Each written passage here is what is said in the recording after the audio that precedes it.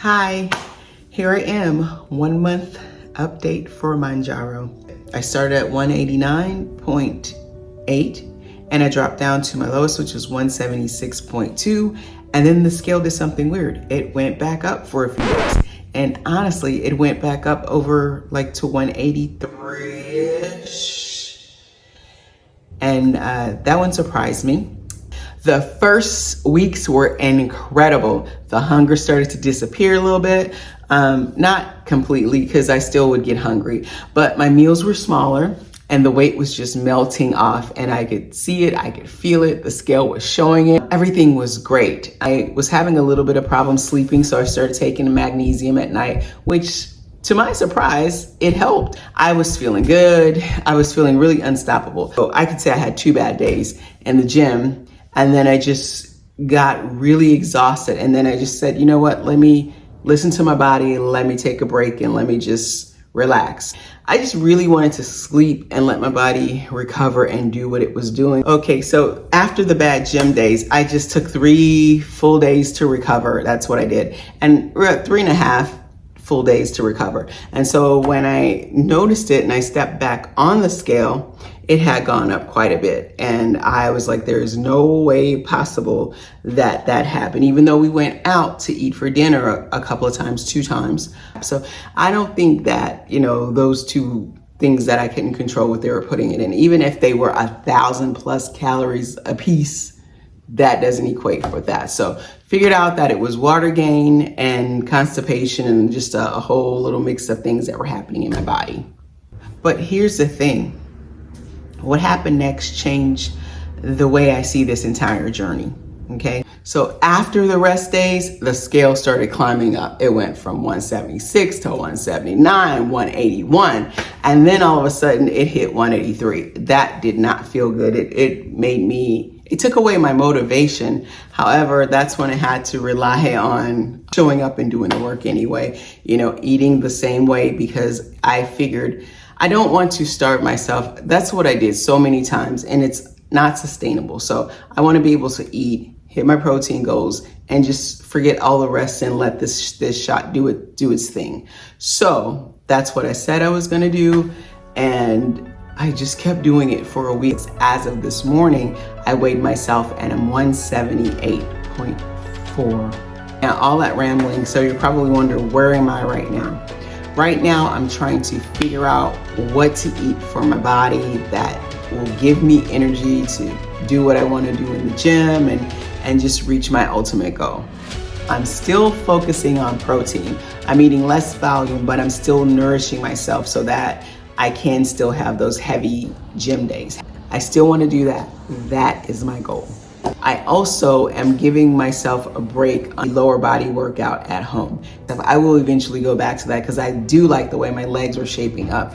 And it is a goal of mine to have those big, strong Nikki Robinson type legs. Hey girl. Gym 5 days a week, 2 days a week I run with my Couch to 5K group. Then I do a homework run by myself, or may take Kingston with me. He is such a good runner.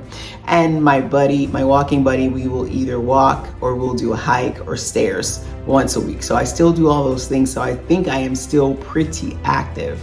And I want to be able to feel good, not just doing those things and then coming home crashing, on the couch after I jump in the shower and just for hours. I don't want to do that. My goal is to feel good after and just have a great lifestyle like I see everybody else doing in this beautiful city. I want some of that. I do. I really do. Okay. What I've taken away from month number 1, and this is just the beginning, so I'm not beating myself up.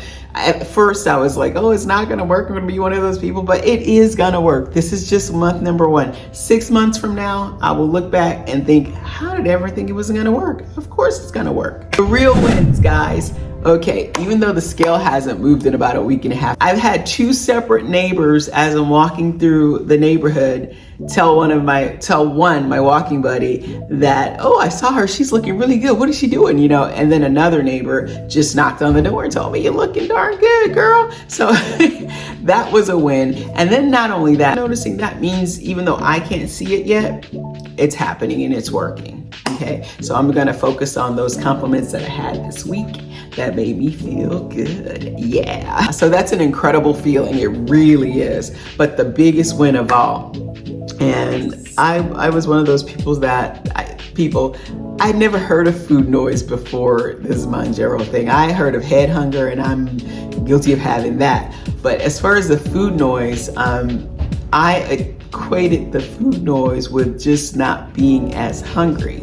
So I was like, oh yeah, the food noise, okay. But I really didn't know what the hell the food noise was until shot number 5 at 5 milligrams.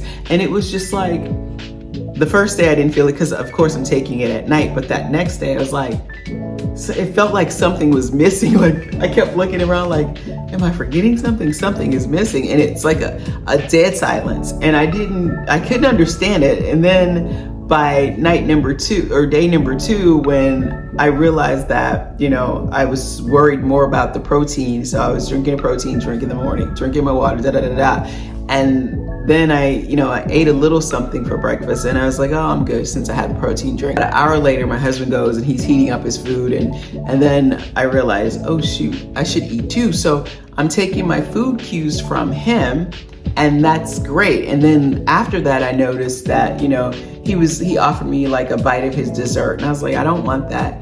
And then I was thinking about what is missing, and then it just hit me. This must be that dead feeling inside in my head. It must be the food noise that they talk about that's gone. And I was just like, no, that could just be a fluke. Woke up the next day, 0 again. And then this morning, same thing. Even though I wasn't hungry, I was just more of like, okay, I know I'm gonna have to run later, so I have to eat this now and I have to drink this right here. Sometimes I still feel like I might want to munch if I see it. Not that I am, but in my head, I'm thinking if it's there, I'm gonna want it. But even though I don't, it's in your head. So all of those are big wins for me. If you're stuck right now, especially early on, and you don't think it's a real plateau, it's just like everything's going coasting, and then all of a sudden it stops. Don't freak out. You're gonna freak out. But after you freak out, hear me on this. After you freak out, calm down, look back at your food journal, see what it is that you ate. Make sure that you didn't eat something with high sodium, or look at all of your side effects and make sure that, you know, something's not happening with your body before you decide that it's a plateau.